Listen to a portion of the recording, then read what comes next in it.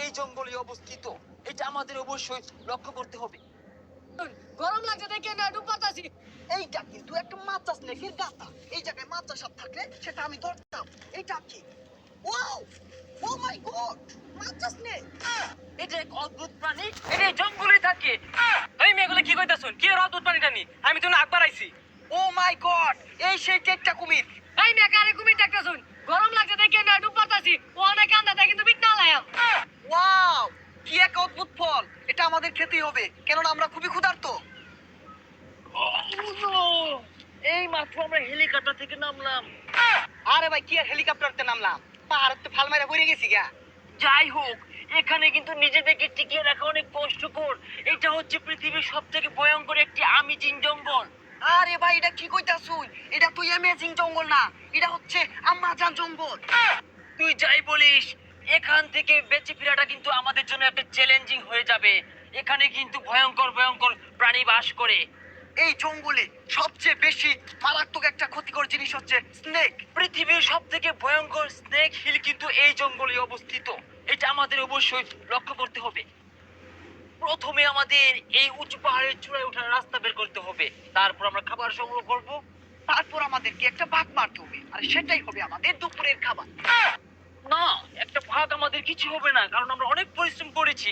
অবশ্যই আমাদেরকে একটি হাতি ধরতে হবে, আর সেটাই হবে আমাদের দুপুর এবং রাতের খাবার।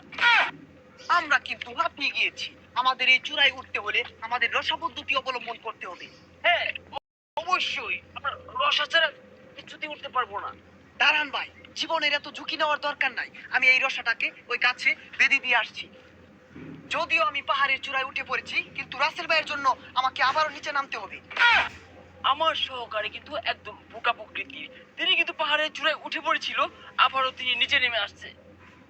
এইখানে কিন্তু প্রচুর পরিমাণে মাছ সাপ থাকে। এখানে কিন্তু বুক করে কোনো খাওয়াই নেই। হ্যাঁ, এই তো আমরা একটি গর্ত পেয়ে গেছি। এখানে কি আছে আমরা দেখবো এখন। এইটা কিন্তু একটা মাচা স্নেকের গাতা। এই জায়গায় মাচা সাপ থাকলে সেটা আমি ধরতাম। এইটা কি? ওয়াও! ও মাই গড! মাচা স্নেক! তুমি শান্ত হও, ভয় পেও না। এটাকে আমি ধরবো। এটা আমার কাছে কোনো ব্যাপারই না। দেখো কিভাবে ধরি। ও মাই গড, এটা অনেক বড়। এটাকে ব্যাগে রাখো, কারণ আমরা এটা এখন খাবো না। আমরা দুপুরে হাতি দিয়ে লাঞ্চ করব। আমার কিন্তু খুবই ক্ষুধা লাগছে। আমি কি এখান থেকে একটু প্রোটিন খাবো? না, এটা তুমি এখনই খেতে পারবে না, কারণ এটা খেলে তোমার রুচি নষ্ট হয়ে যাবে। তুমি হাতি খেতে পারবে না, এটা রাখো ব্যাগে। আসো। ও মাই গড, এটা কি? আমার মনে হচ্ছে এটা হাতির নেতা।